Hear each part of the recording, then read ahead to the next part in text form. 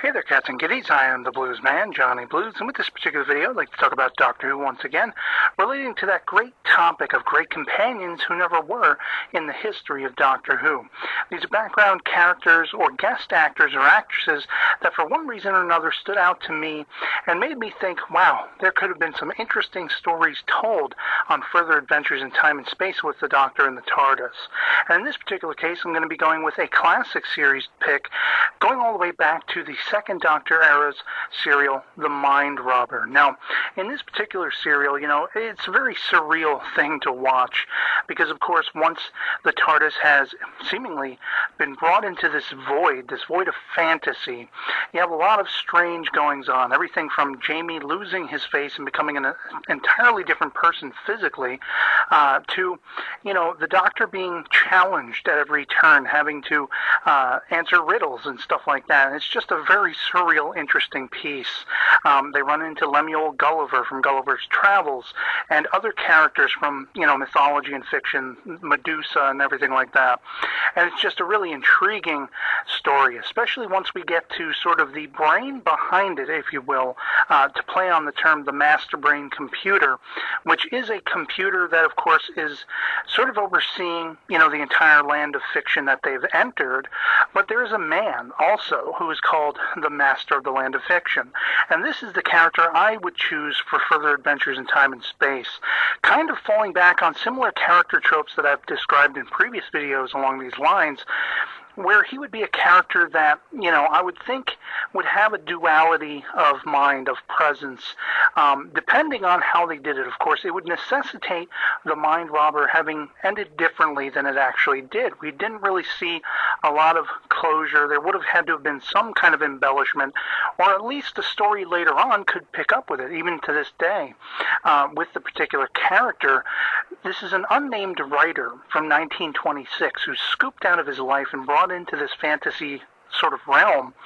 And, he was writing stories for the Ensign magazine, most notably a story called The Adventures of Jack Harkaway, which very, similarly sounds like Jack Harkness, of course, which it most notably gets referenced as possibly having inspired.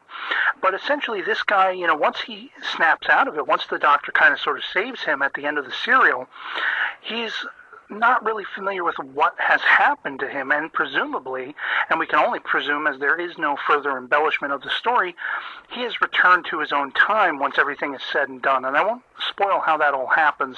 I highly recommend you check out The Mind Robber at your earliest opportunity if you haven't already seen it. But in any case, I would have perchance maybe made this character younger when he's returned back to the time he was scooped out of, and make him somebody the Doctor wants to check up on.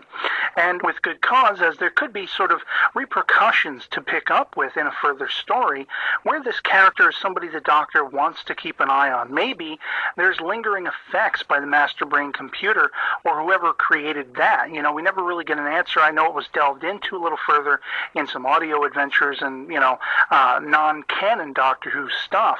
But I think it would have been really interesting to have this character once again falling in the line of someone you can't necessarily trust, maybe has a duality of conscience, and could turn at any minute. Or going in another direction that I've spoken about before with other characters, maybe this is a character who would have lasting nightmares and demons, and the Doctor would have to be sort of a psychological doctor, taking this character on many whimsical and fantastical and horrifying adventures in time and space to try to allay his fears and make him see a grander world, a grander scope than such a limited scope as he might see as a 1926 writer and such.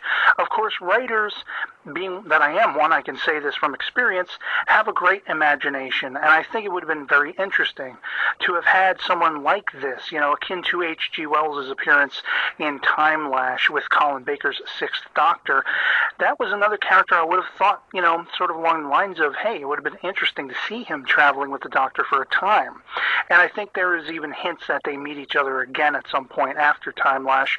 But in any case, this is a character that stands out to me in a story that stands out to me. That being, of course, as I say, the master of the land of fiction in The Mind Robber. And I'd love to hear from you guys in the comments below what you think of this particular choice, if you've ever seen The Mind Robber, what you thought of that particular serial, and otherwise, I hope this video finds you well, and I'll catch you all later. Peace.